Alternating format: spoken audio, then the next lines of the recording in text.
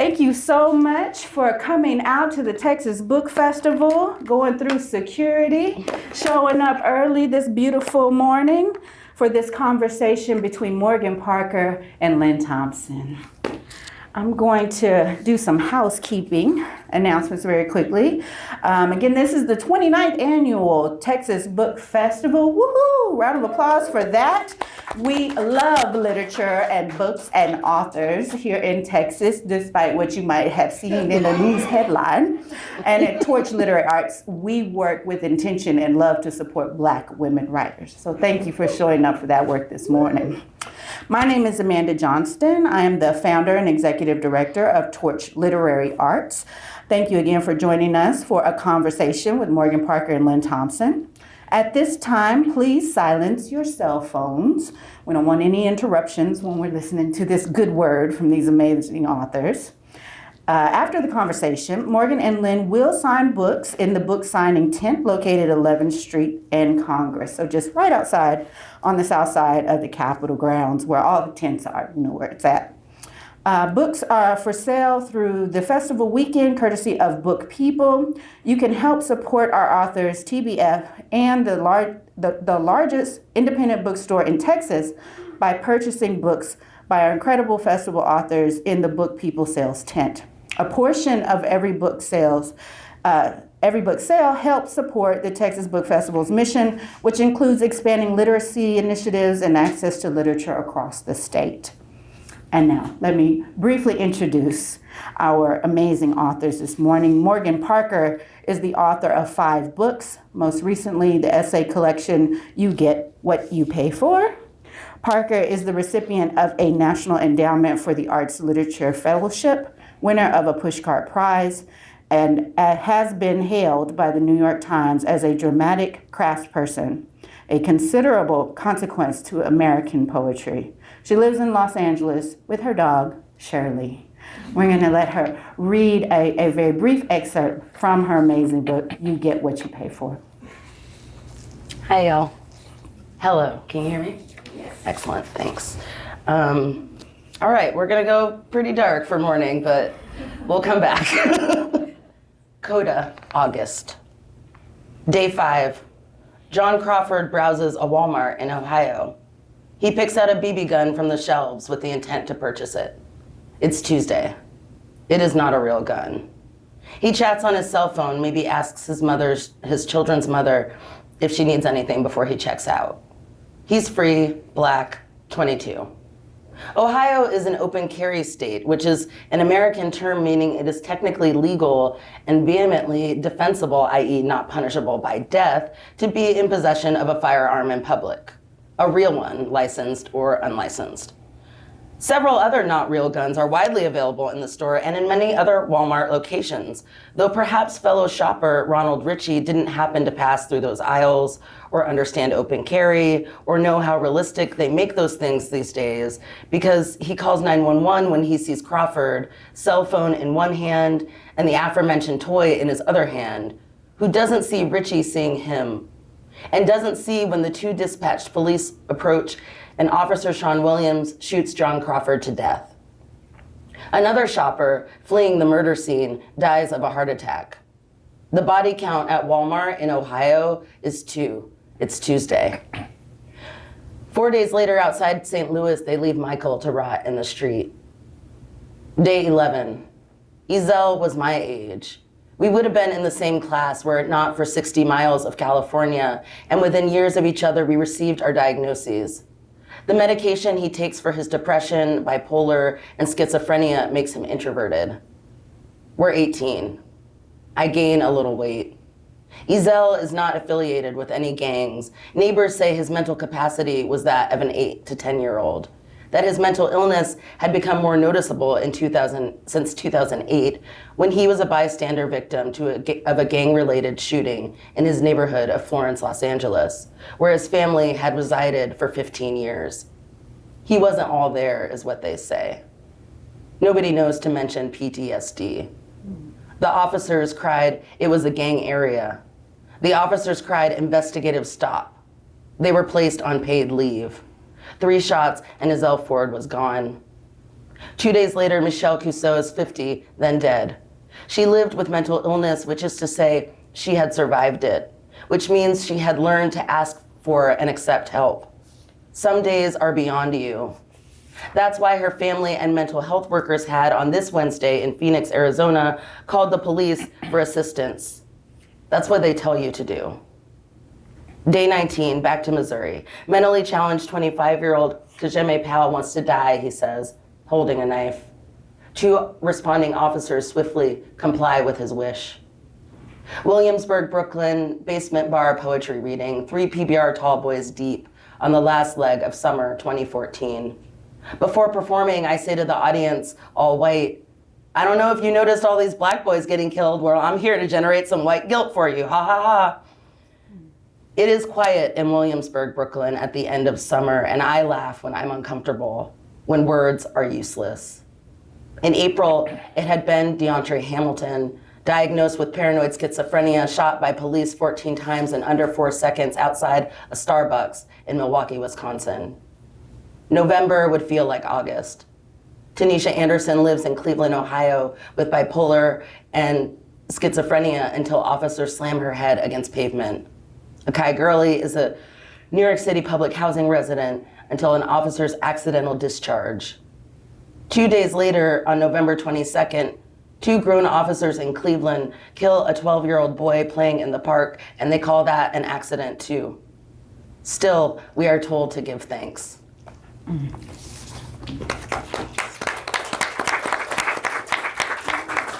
you. Thank you. Lynne Thompson served as Los Angeles' 4th Poet Laureate and received a Poet Laureate Fellowship from the Academy of American Poets. She is the author of 4 collections of poetry, most recently Blue on a Blue Palette, published by Boa Editions in April. A Pushcart Prize and Best of the Net nominee, Thompson is the recipient of multiple awards, including the George Drury Smith Award for Outstanding Achievement in Poetry, an Individual Artist Fellowship from the City of Los Angeles, as well as fellowships from the Summer Literary Series in Kenya and the Vermont Studio Center. Lynne Thompson. Thank you. Thank you. It's wonderful. Can you hear me? Okay. It's wonderful to be here with all of you. I'm going to read 2 poems.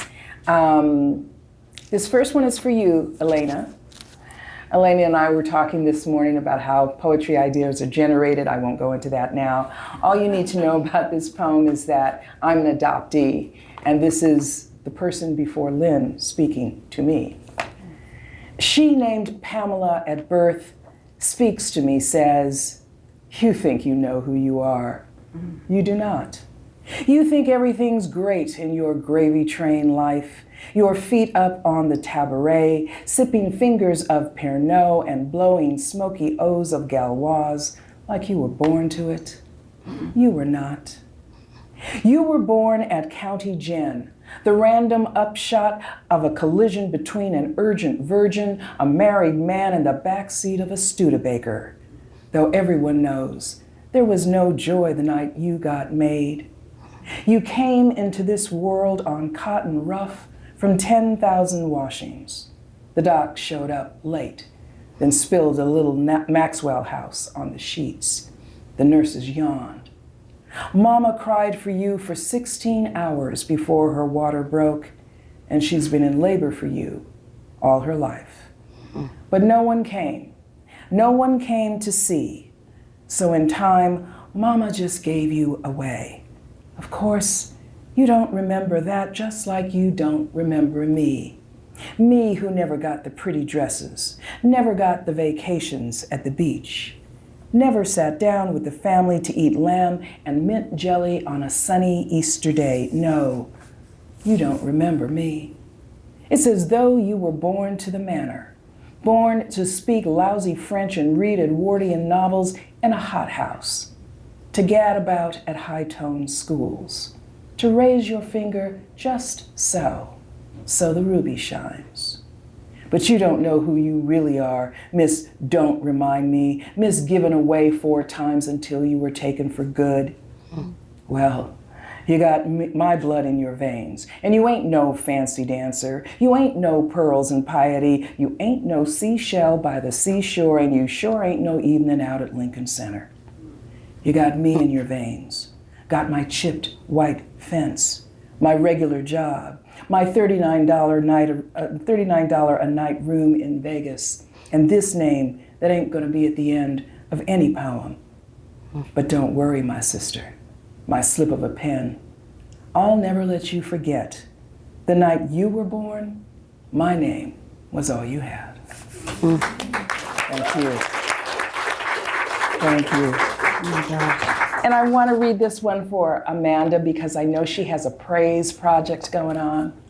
So I said, let me share my little praise poem, which is for a recently deceased wonderful poet, Peter J. Harris. Say hallelujah, because it strikes me I ain't written no praise songs yet. I got laurels and a two-step platform, but damn if I deserve them when I ain't written no praise songs after living long as this. Look at this black man of happiness, refusing to be otherwise, refusing to let any of us look away unless we look like we've just stepped from a pool of joy. He's the joy boy, and I ain't writ a single word of praise, but time is a wizardly woman and always on time. So praise the grenadines where my folks washed up on a strand of sand their souls returned to a long time come, who birthed so many generations you just have to say hallelujah, because they came California and made me sequoia and stole from the Colorado River, made me blue-eyed Junco and Watts Towers, the Dunbar Hotel on Central Avenue and the Oyama tree, ditto Central Avenue near the old Buddhist temple, torn down now, but praise be the Oyama still standing, as well as the cactus, the jacaranda, the palm, the pine. Praise my misplaced pining for the paper trees have gifted us, leading me to praise the reading of books. Started with Little Women, then moved on to Cherry Ames' Nurse, Christie's Poirot, than anyone else required by my schooling. And who rereads any of them? No one. So I moved on to wanting to find someone who looks like me in a book. So praise Zora Neale, praise Pauli Murray, praise Jane Cortez, come to my college and damn, and praise be to becoming, and didn't I become a woman, not yet up to the challenge of my body, but praise be the boys who thought I was. And for this body, praise. Praise for its transfigurations and for giving a middle finger to pains that try to bend it down. Oh, and praise every chord of music and drum of my heart, flute ooze from my fingertips. Praise the oboe and trumpet. And who the hell could have imagined a Miles or a Diz or a Shirley Horn, and thank you and sweet journey to them all. Plus, praise Donny Hathaway, who rightly sang, giving up is hard to do, putting me in mind of my brother, passed on to, plunking the ivories, mood indigo, which is one reason I am writing this praise song for daisies, blue flax, daffodils, meaning I praise our friendship, Mr. Black Man of Happiness. Praise, finally, for friendship's hungriest hanger-on, love. Praise for those I loved who didn't love me back. Praise for the lovers who cannot be forgot, for the lovers who still bring a boil to the blood, that sanguine fluid, crazy giver of numbered days and unnumbered regrets. Praise for the inhale, the X, little heave of chest. Praise this too short life.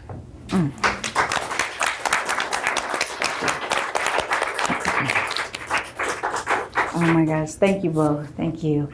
So get us started in our conversation. I want to share a fun fact that I didn't know until you both came here. I knew I wanted these great authors to come. I knew they both were from Los Angeles, but they had not met each other until coming here to Texas, to the Texas Book Festival. So look at us. What are we doing?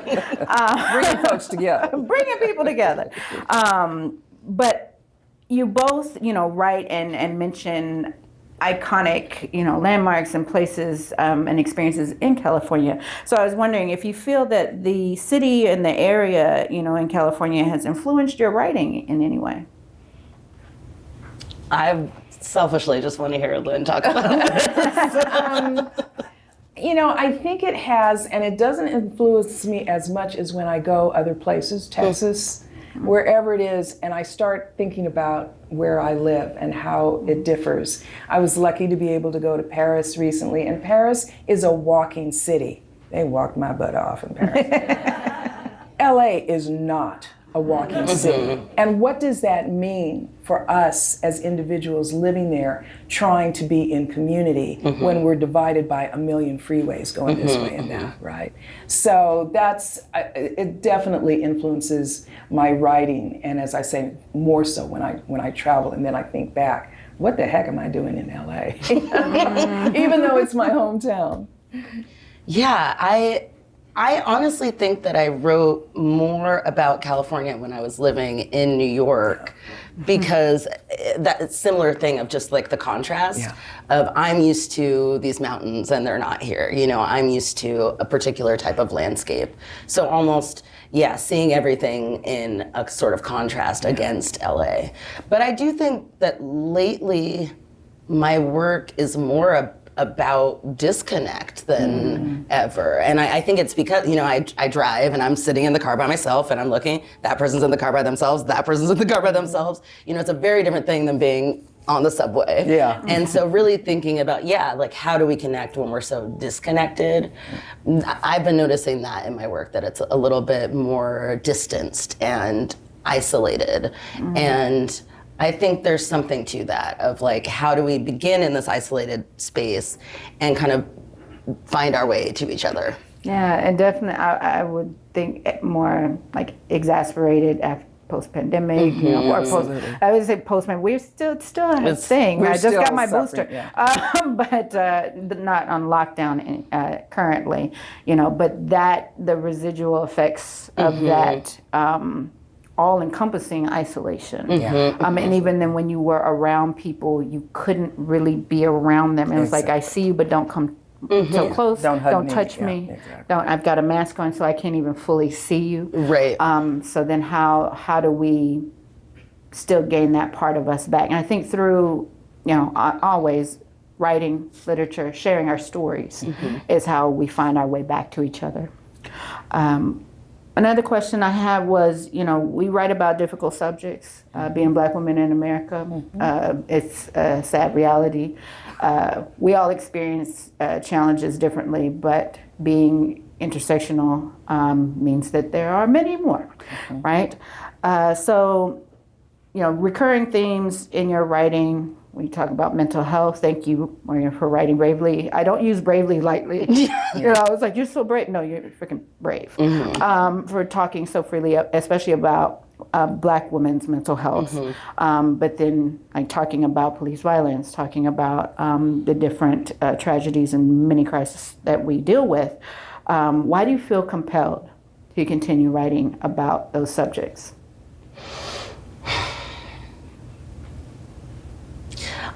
I mean, I'm just here to bear witness, and mostly that means bearing my own witness, saying I was here and this is what I felt. But I notice what we forget, I live in America, and there's certain things that, okay, I've said it, but I'm gonna keep saying it. And it hurts, but it should, and I think part of it, sometimes it would be easy for me to just say, that hurts too much. But if it hurts me, what will that do for my reader? What can that stir in the reader? What kind of empathy can be gained? So for me, I'm just driven by that potential additional empathy in the world. You know, if you hear these stories enough times, then maybe the next time you're like bumping into a Black woman, you won't. Like, it's just as simple as that, you know, small changes like that. And so for me, nothing is off limits because it's kind of worth it to get that. If on the other side of this, it means that, you know, you're having one more thought about your daily interactions, then that is, worth it for me to kind of put my heart out there and experience pain. So I'm inviting readers to experience the pain with me. Right. Because it's all, I mean, you said forgetting, there's also an intentional erasure Exactly. that's happening. And so I think for me as well as a writer, that's what motivates me is, number one, to be free enough to follow the artistic impulse that comes. And that means you write and create whatever the thing is, but then also knowing that I'm putting this out into the world so that it's not erased. Exactly. What was it, Zora Neale Hurston? You don't complain, speak about your pain. They'll say you enjoyed it. They'll kill you and say you enjoyed it. They'll kill you and say you enjoyed it. Yeah. And I think it was Toni Morrison who said, if there's a story that you want to read and you can't find it, you need to write it. And we know that a lot of those stories are about Black women. I was thinking as you were talking, I had a friend call me after, I can't remember the name of the television show, Regina King was in it, and the opening montage of this show was the Tulsa riot, the Tulsa bombing, I should say. And a friend called me and she said, did you know about this? And I said, Black folks know about this. But it is not, I said, it's not your fault. It wasn't in our school books. It wasn't taught. A whole town obliterated, right? And no one, I was watching a documentary just last week, no one was ever charged, no one ever claimed, oh, this person did it or that person did it. And one woman said, I just want to find the bodies of my ancestors because they were buried in unmarked graves. So when you know that those stories took place in the past, the only way perhaps to keep them from repeating is to give them some air and give them some light. And so for me, I'm a real history buff, and I have a lot of young nieces and nephews, and they're saying, Auntie Lynne, tell me a story. Tell me a story that no one else has told me. So I write a lot about my parents' immigration from the Caribbean because these little ones will never have met them and understood what it took for my mother and father who came separately. My mom came as a 10-year-old girl. And they need to understand that when I asked her, what was the thing that surprised you the most? She said, I never knew that there were flying rooms. I said, what the heck is a flying room? She said, we went into this room, I went in with my mother, and the doors closed behind us and the room flew up in the air. She'd never been in an elevator. And if you go to Beckway today, there are no elevators. So for the kids in the family, they say, you know, how is that possible? There was life before you were born, surprise. Surprise, you know. So for me, it's very important to tell these histories, both our familial histories and on a broader plane. Yeah, absolutely. Torch recently launched an incredible program partnership with Texas State, Writing Across the Diaspora, and we brought in two phenomenal poets from Ireland. And as part of their week here, of course, we're taking them around and doing a bit of sightseeing, and it was overwhelming at times to see them learning for the first time about slavery in Texas. Yes. Like, they know that it happened in America, but to stand outside here in the Capitol and see the African American History Memorial and read about it, and the numbers of the enslaved Africans and descendants of Africans kept growing as they were reading, the shock on them. So that, you know, just an example again of why you have to have it there, not just for others, but for ourselves, for our descendants, and for people to remember our complete and whole history. And again, just knowing it isn't enough. Yeah. Right. Like you have to remember it. You have to you know, remember so it. it's there. Repetition is important. You know, we're poets. We know that repetition is important, and politicians know that just the same as us. Yeah. Absolutely. You know? And literature. That's why I you know, how you get the medicine in the ice cream. You know. Exactly. So you, through the power of incredible creative writing and literature, sharing stories that are engaging and entertaining, Yes. right? And the many ways that we write and create, then that helps to, I think, anchor it more in our And to memories. humanize Yes. the situation so that you don't feel so detached. Absolutely. So speaking of that humanization, Torch Literary Arts supports Black women with intention and love. I want to end our Q&A portion before we open up to the audience in our discussion asking, what can people do to support you, and what advice do you have for other emerging writers? Ooh, that's a big one. Well, you can always go to lynnethompson.us and see what I'm up to, buy my books, obviously. But more important for me is to support literature, which all of you, I suspect, do, or you would not be in this room. So I'm preaching to the choir. But go out and tell somebody maybe that doesn't read a book to read a book. It doesn't have to be poetry, although I would prefer that it was. But it could be history. It could be math, which I know nothing about. It could be anything. But just start to think out of your own experience. And I guess my advice to emerging writers, since we have Elena standing here in the room and she's an emerging writer, we were having a conversation this morning about writing, and that it doesn't always have to be good. It doesn't come out fully formed usually. Ever. Just write. Keep writing. And also, for writers, I'm always disappointed when I go to workshops and they say, oh, I'm a poet, but I don't like to read poetry. I said, then you're not a poet. Because how do you know what the heck you're doing if you don't know what other poets are doing or have done? Going back to, what was that horrible book they made? Beowulf. Wow, nothing for me to relate to here. But the more I've read, the more I understand that those epics that were written 1,000 years ago are what is supporting all of our literature. So read, write, and do it again. Yeah, write everything down. Was telling Elena, I have Post-its, a yellow steno pad, I've got several computers, typewriters, like just a million notebooks, just to kind of capture everything. And part of that is just looking around. And that, honestly, the first question, I forgot what it is. How can people support you? Yes, that was part of it. It's just to look around and pay attention to other people. I think that's one thing. The more I kind of talk about this book and read from it, I think, you know, there's a lot of things I could say, but underneath all of it is just to pay attention to other people, you know, which it sounds like nothing, but like, you know, pay attention to how you interact. I think there's so much thoughtless, oh, whatever, I'm sorry. You know, like we're all in our own heads, but we're all together. And just being aware of other folks, I think can make a really, really big difference.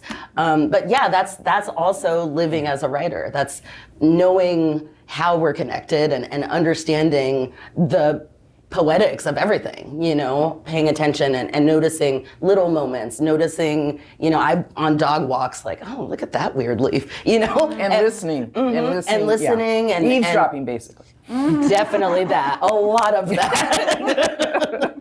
But all of that it's information, right? Like, if we don't know what we're responding to. Why are we so angry? Why are we so sad? I mean, we gotta know. We gotta know what other people are up to, what they're saying.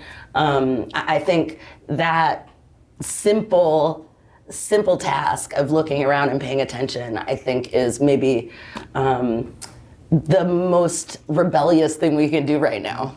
Yeah. What is it they say, you know, in New York was on the subways, you see something. See something, say something.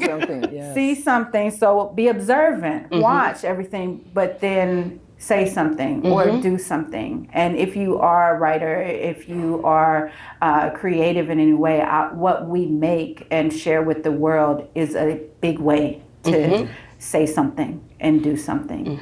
And it's something unique for us as human beings, right? That we're able to feel and transfer emotions through literature and artistic works. But you don't have to be that.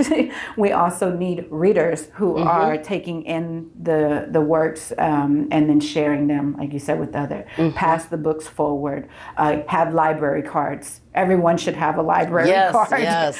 Listen, they got free AC in the summer. AC, internet, but books. And just even having that. If you're like, oh, I don't go that often, still get one. Because they will look at how many people have library cards, how many cards are issued, to then start talking about budgets and do we need libraries, right? All right, so thank you so much. We're going to open up for Q&A.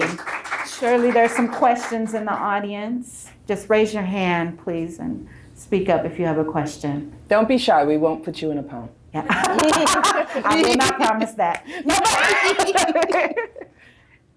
This has nothing to do with poetry, but I think one of the most important inventions were phones with cameras. Because now things are getting documented that it used to be he said. Right. And I'm encouraged that we are documenting the crap that's been going on for centuries. Yeah, absolutely. Thank you. Thanks for that. And believe me, we put those in poems. Oh, yeah. When you were talking, I was thinking of the birder in Central Park and the woman with the offensive little dog, which I love dogs, but dog where it shouldn't have been. She was filming it, and he was saying, yes, please film this. Because all I'm saying to you is you see that sign, the dogs don't come in this area. So that's one of 10 million examples. The thing about that video is I was like, she's not paying attention to that dog. And she was choking the dog on the leash. Is like, what the she heck? was so, I know, she was so concerned with this other guy. This dog was like, you know, like, oh my gosh. But I do, you know, I think also this is where we come in as translators because the documentation can be there, but it's still an opportunity for he said. Like you said, you can't say it too much. You can't say it too much. I mean, even just, this is what is happening in this video. Right. Because here's what I've noticed. We can see the same video and see two different things. Exactly. Yes. You know, Yeah. I think that's maybe the issue is even though we have this documentation, it can be used either way in court type of thing.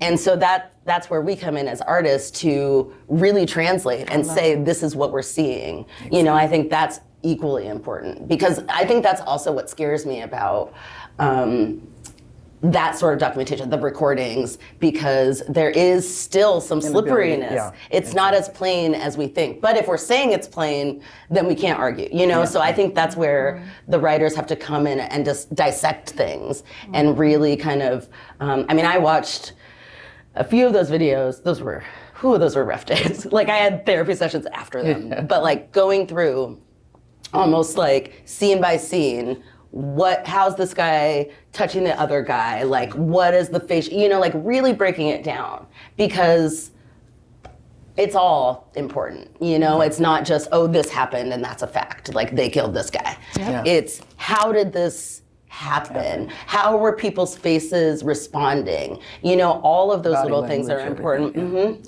And then also then documenting all that you saw and witnessed that we witnessed collectively and was erased when it came time to indict. Right. Or not. Or not. So be even before conviction, indict or not.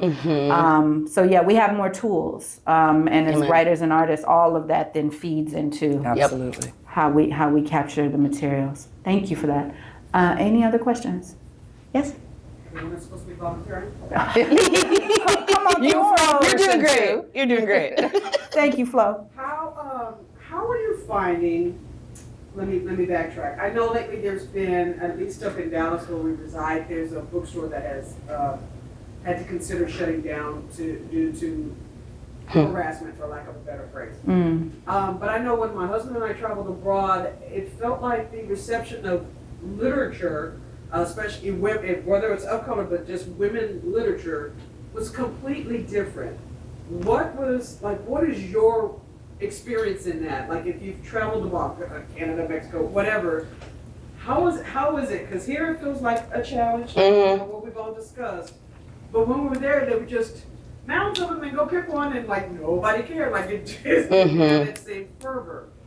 Either I was blinded and nicely enveloped in the tourist sections, and that was okay. But what feedback? What are you experiencing, or again, was I just in the tourist section and I got lucky? Other places they read books and or they think reading books is important. Yeah. You know what I mean? Like yes, they understand it as they've had their books taken, so also, they get it. Yeah. There's an understanding of this is culture. You know what I mean? Like, if we lose this, we lose some kind of base of culture. Yeah. That's especially in Europe and in the UK, I have found that there's more of a collective understanding of that. Okay. Whereas here, some people understand that, but it's not part of the nation's identity. Whereas I feel like in these other places, there's definitely respect, dare I say. Because when we were there and we would look at we go, there's your African American, and then there's your women's literature, and then there's everybody else. And we walked in and it was just like, oh, everything. Toni Morrison sitting in the middle next to, whatever. It's literature. Whatever the It's genre is. Exactly. Yeah. I mean, African American is not a genre. Let's be reasonable. Hear me. It's not a genre. And we were just appalled. We were like, did you see that? Like, we took a picture, And it's everybody. I think it is really important to remember how, as Americans, we're spoiled. We assume the bookstore will be there. We assume we can get on Zoom or whatever. But when you go other places that have suffered, there seems to be more of an understanding of the value of literature, whoever wrote it. So as I said, I was in Paris in September. And this was kind of the end of the Olympics, and they were doing an exchange with Los Angeles because we're going to have the Olympics in 2028. I'm a little nervous about that. But, we're going on vacation. But we're going on vacation. Where are Morgan and Lynne? Oh yeah, they're in Cancun. But what they did was, so 8 of us went from Los Angeles for this handoff, right? They had us reading in a marathon with French poets. Cool. And when I say French poets, I mean French poets of the diaspora. So there was a gentleman there from Madagascar. There was somebody there from Algeria. Cool. And we read in a boxing rink, which I was a little skeptical about, because I said, do I have to climb through those?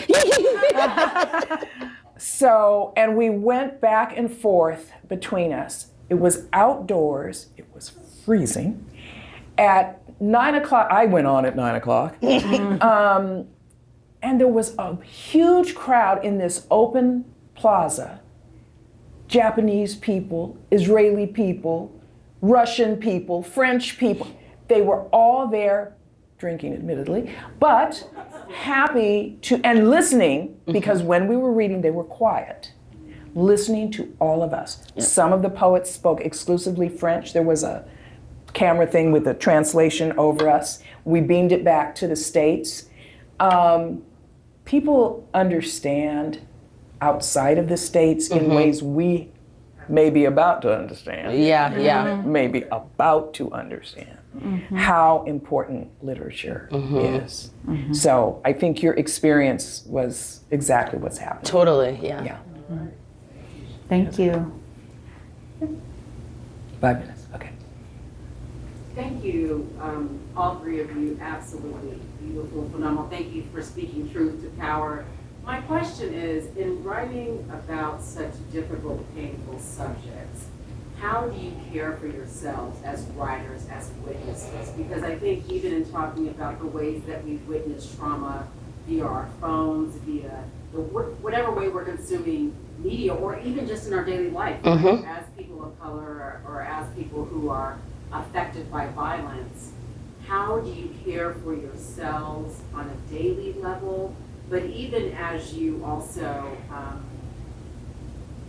is part of the care in changing the way that you write or the themes? I loved praise song. I was thinking, ooh, maybe I need to incorporate some more praise. But it also feels like such a season of grief. But I think you have to be aware that you need to engage in self-care. When I wrote that adoption poem, I had no idea. This is in me. This is one person, but this other person, the sense of guilt, the sense of loss. I literally wrote it and had to go outside and take a walk because I had no idea. So I think just being aware that that we're not disembodied people doing this writing. Yeah. We're in it. It's coming out of us, and it is affecting us and how we feel. And so if it means calling your best friend and saying, can we go for a cup of tea? I don't want to talk about it necessarily, or saying, I just need a little space to myself, go to a movie, whatever your plan of recovery is, because it does take something out of you. And you look at it on the page and say, damn, did I write that? Did I do that? Yeah. But it was something inside of you, but it takes a toll. It takes a toll. Yeah, I learned that with Magical Negro. Like I went a little bit too ham and then was like, oh, I'm unwell. Like I have to recover from writing that. But it was a book where it came out and I was like, I don't know who wrote it. Like a bunch of people wrote it. Like I truly, that was a book that was like half me and half, you know, the folks. And I could feel that, but I also could feel like just the spent energy of it. But in the writing of that book was when I realized that I can't write everything all the time. You know, like there were so many moments where I would sit and then the poem would start going somewhere and I'm like, oh, this is what the poem is about? Okay. I'm not going there. You know, there I'm were not going there. multiple times where I was like, okay, I need approximately 2.5 more therapy sessions before I can write this poem. But just knowing that, you know what I mean? Like knowing, it's not that I'm not gonna write this poem, it's just that I have to become a different person first before I can write this poem. And that I've never lesson, written about Pamela again. Exactly. I know she's pissed off, so I'm not anxious to when give you're her, ready, give when her you're ready. free rein. Yeah. But really just knowing that, and that was a really important lesson for me, knowing that I can't do all of it all the time. And with this book, it took me a long time. I took my time on it because there were a lot of things where once I'm going, I'm like, oh, it's about that. In that case, I need to figure some stuff out over here for my emotional self so that I have the strength to write this, rather than just kind of like writing it and destroying myself or halfway writing it, not going all the way there, you know, making sure that I am sustained emotionally so that I can write the most truthful work. Yeah. That self-awareness for both of you come, like, y'all are seasoned writers. When did that kind of, It took a minute. Yeah, that probably, I mean, book 3, I guess, but also lots of therapy, like 20 years of therapy. Yeah, that follow-up question then was our last one where we're coming to time, but you know, I want to share too, just being here in Texas, you know, I'll be here when y'all go back to beautiful California. I'll be here in amazing Texas, but as Texas Poet Laureate, and not just with the title, but how I feed and care for myself is to be in service to others. When I get too caught up in my own mind, in my own work, then it's like, you know, let me get out and see how we can collectively care for each other. You don't have to do it on your own. We're really not alone. Look at all of you in this room. So I started as my signature project as Texas Poet Laureate, Praise Song for the People. And I am commissioning 70 poets to write praise songs across Texas that are in celebration of other everyday Texans. And so reading those poems has been amazing. As Jenny Brown is here, former Texas Poet Laureate, has contributed a beautiful poem to the series. Naomi Shibnai has as well. And they are all stunningly moving poems that pause and say what we were talking about earlier, I see you. I see you. And I want to use my power of poetry to document that and then share that witnessing, care, and connection with the world. So I would say one way you care for yourself is to continue caring for others. Take your breaks when you need them. Exactly, yeah. But then show up in the world that you want to create and live in. That's all of our time. We're going to head over to the book signing tent now. If you haven't already purchased your book, please make your way over to the Book People tent. Get your copy of Blue on a blue palette, and you get what you pay for. Lynn and Morgan will be in the tent to sign. And then tonight we have some more great torch events coming to you. Come to the Lit Crawl at Speakeasy. Yes, we will be there on the rooftop at 8 p.m. and you will get to hear Morgan and Lynn again, as well as other torch features. We hope to see you tonight and enjoy the Texas Book Festival. Thank you.